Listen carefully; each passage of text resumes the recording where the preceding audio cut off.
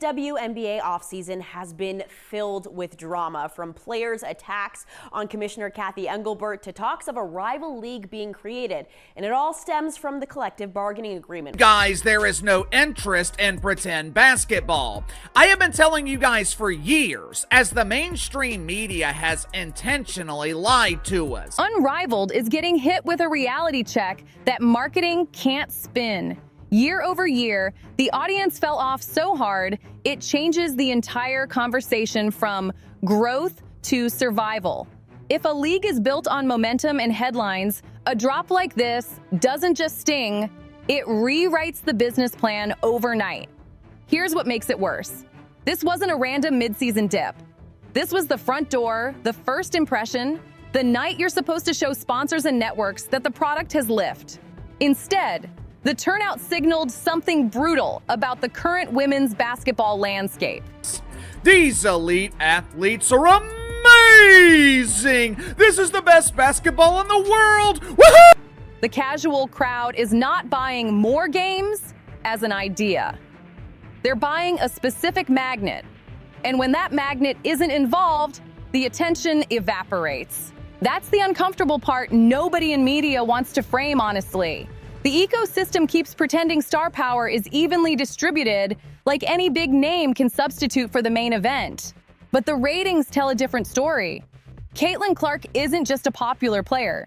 She's the difference between a national appointment and a niche broadcast. And until the sport proves it can consistently draw without her, every new project is going to be tested the same way.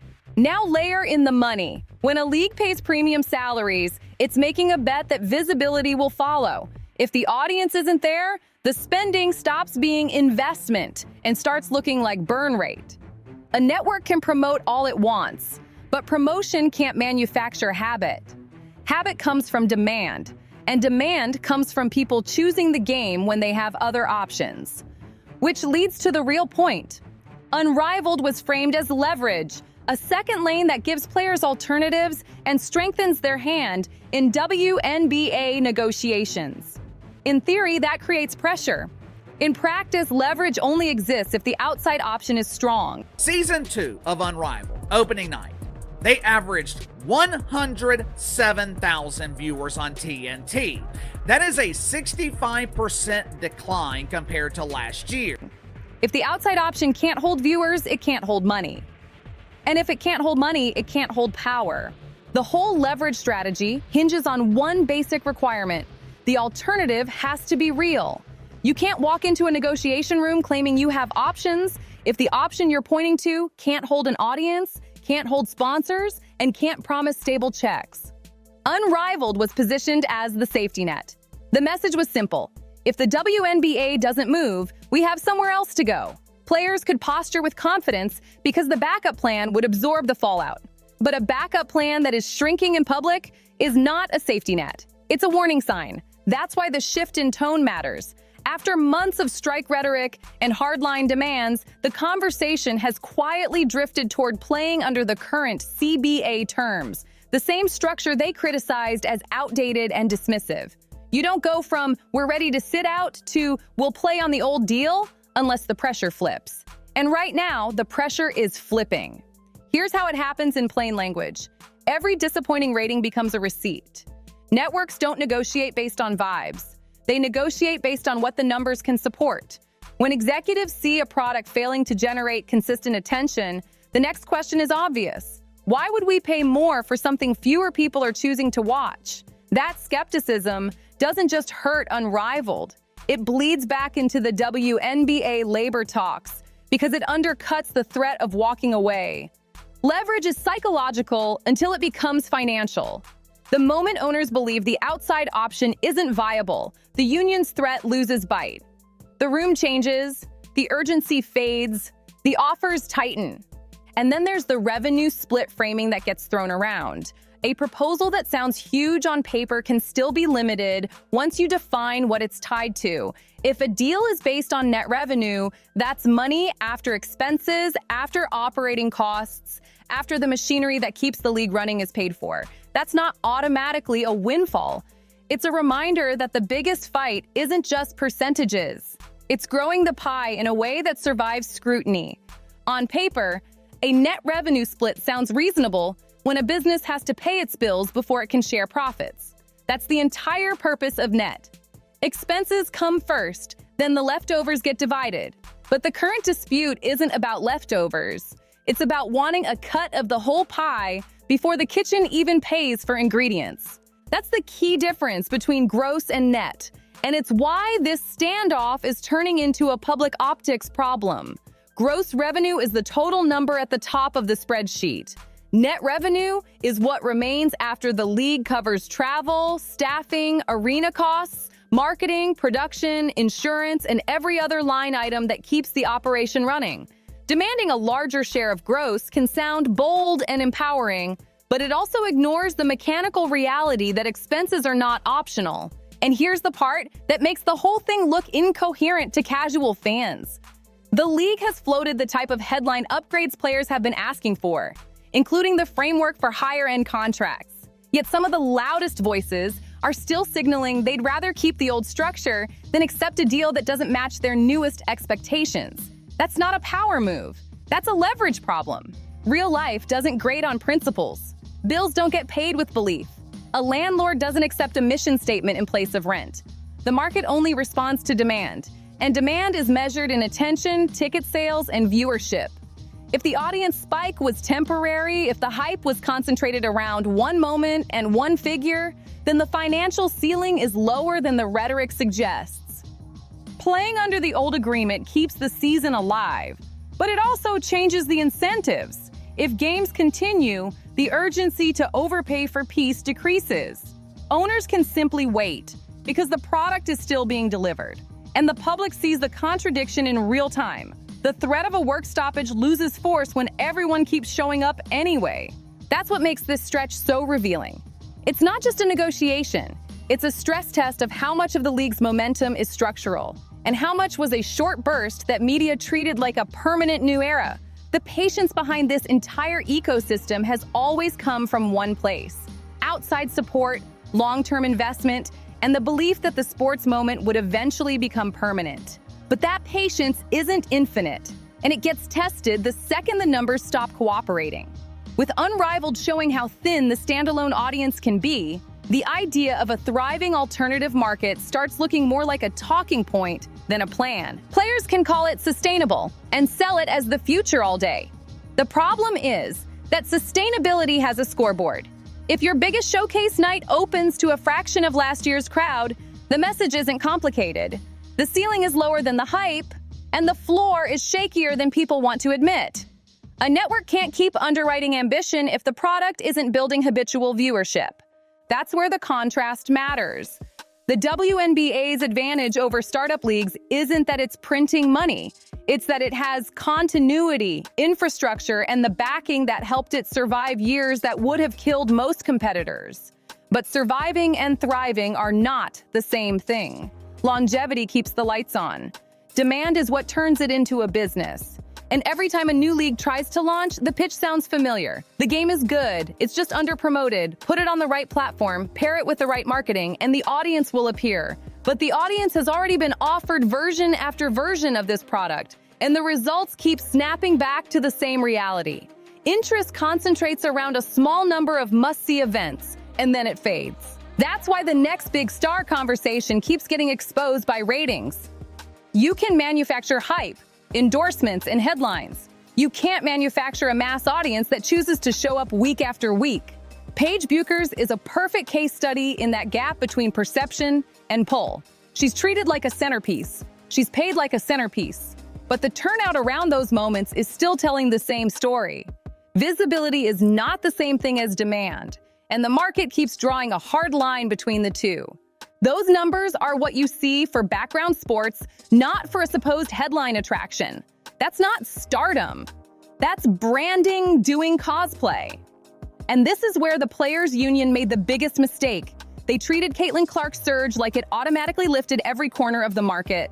One generational draw became a blank check in their minds, and they started acting like attention for one meant demand for all. That's not how audiences work. They don't reward participation trophies. They reward urgency, story, and a reason to show up. The league caught lightning, and instead of admitting how concentrated that lightning was, a lot of people convinced themselves it was a new climate. Now the reality check is here, and it's landing fast. If the 2026 season rolls forward under the old CBA, watch how quickly the public posture changes.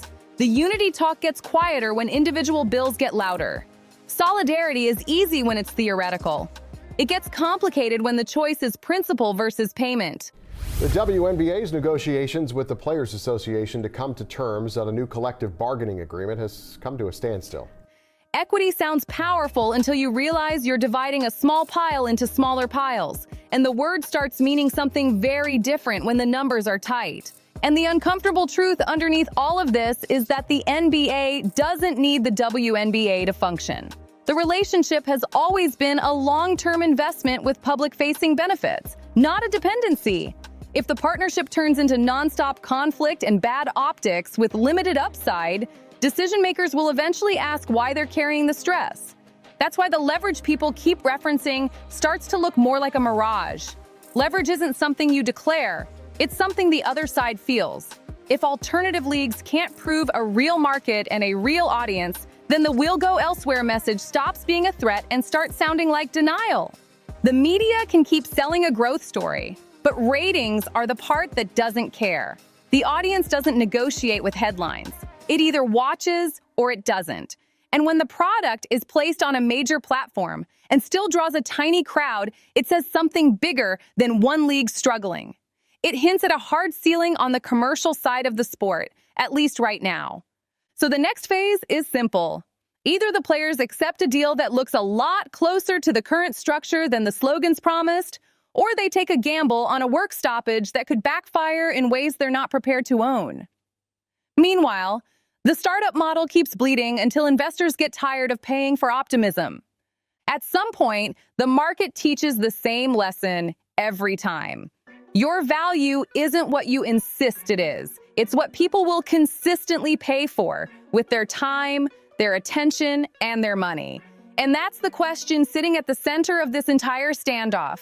Do you take the deal that exists, or do you test a leverage play that might not be real? The main point of contention and the reason why a deal has yet to get done is because the league and players remain far apart on player salaries and revenue sharing. Here's the part that rarely gets discussed honestly. Labor fights only work when both sides believe the cost of delay is unbearable. Right now, that balance is off. The league can afford to wait. The networks can afford to wait. The players are the only side facing immediate pressure because careers are short, contracts are finite, and momentum disappears faster than slogans. A strike sounds powerful in theory, but in practice, it only works if fans feel the absence. If the audience isn't already locked in, silence doesn't register as loss. It registers as background noise. That's the danger in walking away from a product that still hasn't fully earned habitual viewership. You don't punish the system if the system doesn't feel punished. This is where the misread becomes expensive. Visibility was mistaken for loyalty. Headlines were mistaken for commitment. Social media engagement was mistaken for people rearranging their schedules to watch full games. Those are not the same currencies, and confusing them leads to demands that the underlying economics can't support. If the next season opens under a temporary extension or a recycled agreement, the tone will quietly reset. The bold language will soften, individual priorities will surface, players will protect their own careers first, because that's what rational actors do when collective leverage weakens. That's not betrayal. That's human behavior. Meanwhile, the alternative leagues will keep chasing the same flawed thesis, that the sport hasn't failed to capture an audience, it's just been marketed incorrectly. But marketing doesn't create desire, it amplifies what already exists. If desire were there at scale, the numbers would reflect it by now. This doesn't mean the sport has no future. It means the future has limits, and pretending those limits don't exist only makes the eventual correction harsher. Sustainable growth doesn't come from forcing value.